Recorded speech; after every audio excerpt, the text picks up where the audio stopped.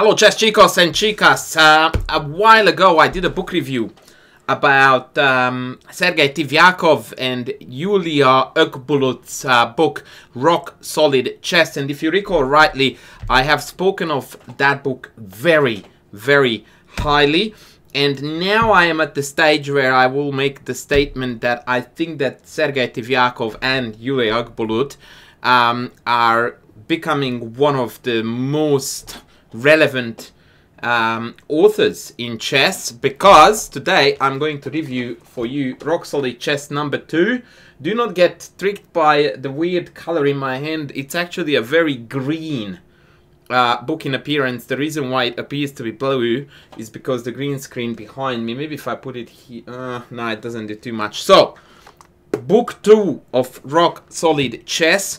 And usually sequels tend to drop in terms of quality, whether it's a book, a movie, or whatever it is.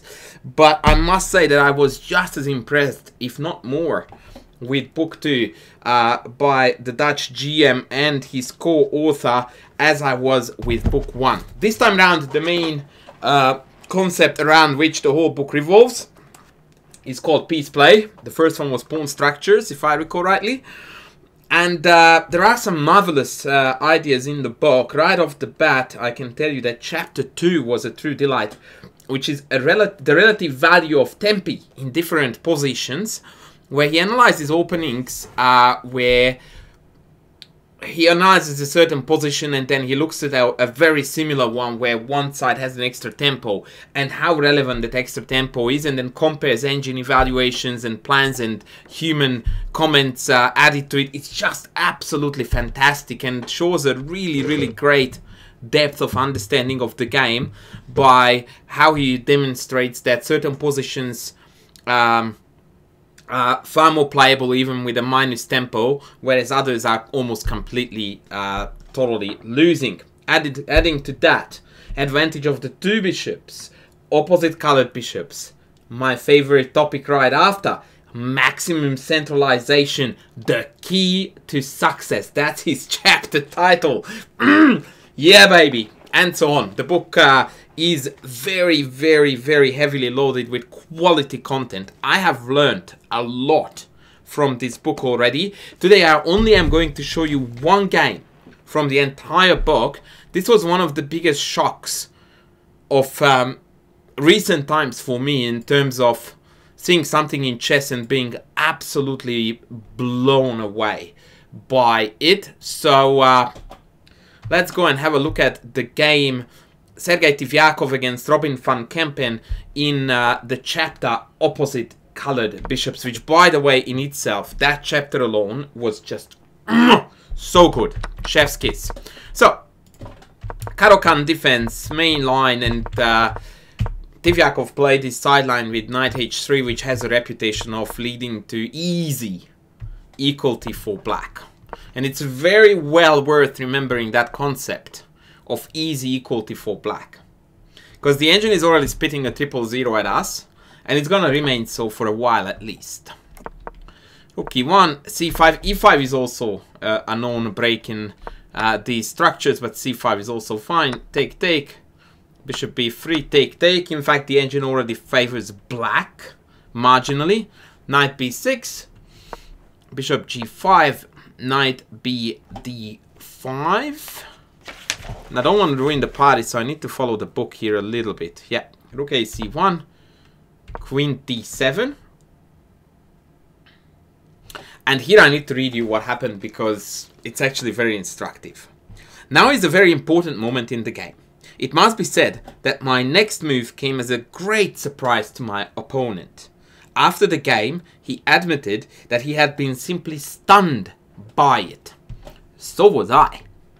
Let me tell you, so was I. In fact, the whole sequence that was played out here by Tiviakov was, like I really felt confronted with my knowledge of isolated pawns and positional concepts, and I'm glad that I was confronted because I feel like now I understand these situations better thanks to the book.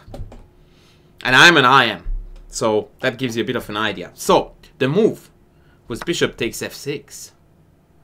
Now that goes against everything we know about, you know, similar positions. Bishops for knights, bzz.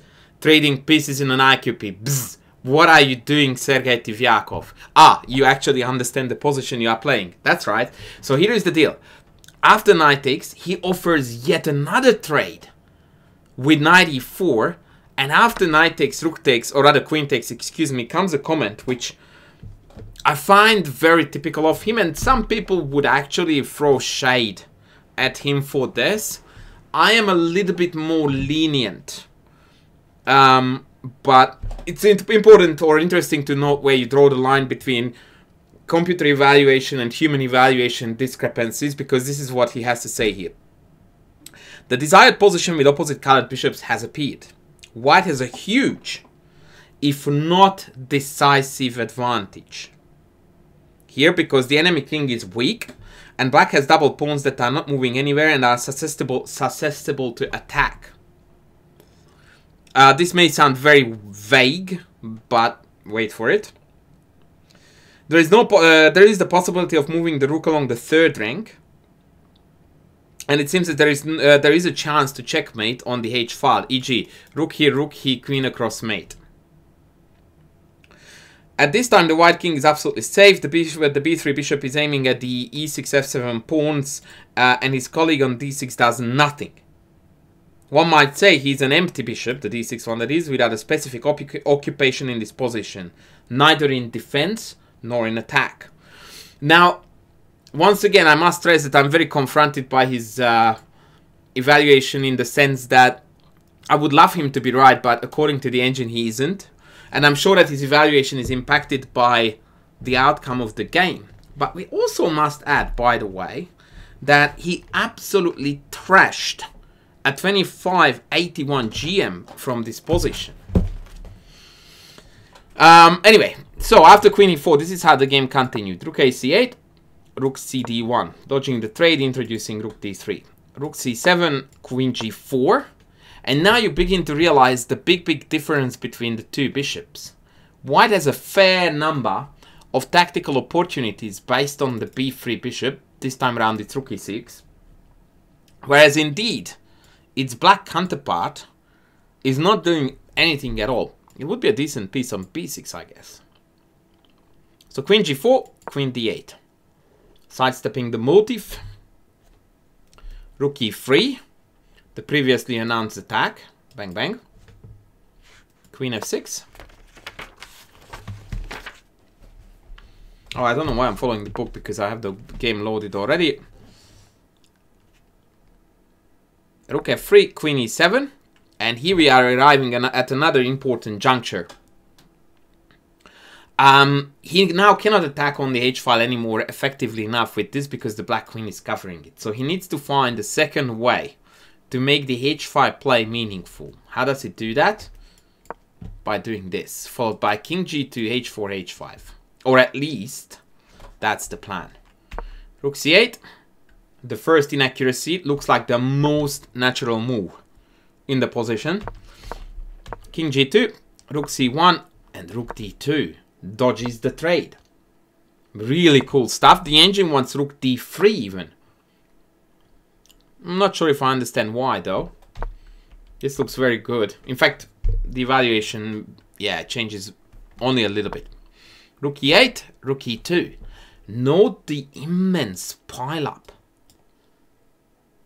It just, I don't know, every time I go through this game, I feel like White continues to find new, coherent, meaningful, painful plans to pursue.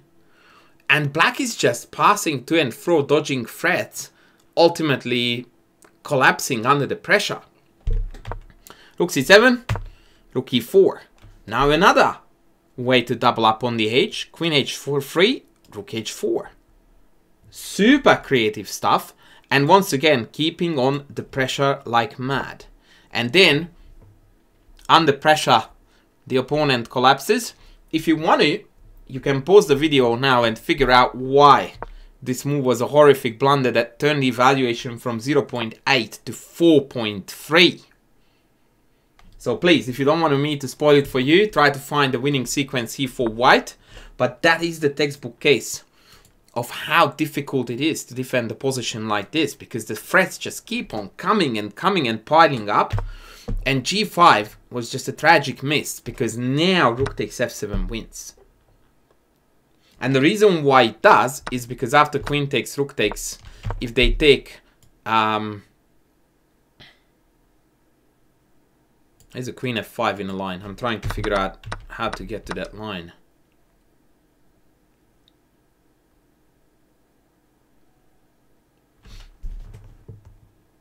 I will use my cheat sheet. Ah, of course. The idea is that king takes would have been completely winning with the pawn back here. But now with the pawn on g5, we have rook takes e6 here. And after queen e6, we have check. That, my friends, is the key idea why g5 push was a blunder. That is a beautifully deep idea. Beautifully deep idea. So that's why rook f7 is a forced win now. Queen takes rook e6, and now simply the carnage on the diagonal is inevitable. Bishop e7 was played. Everything wins here for white.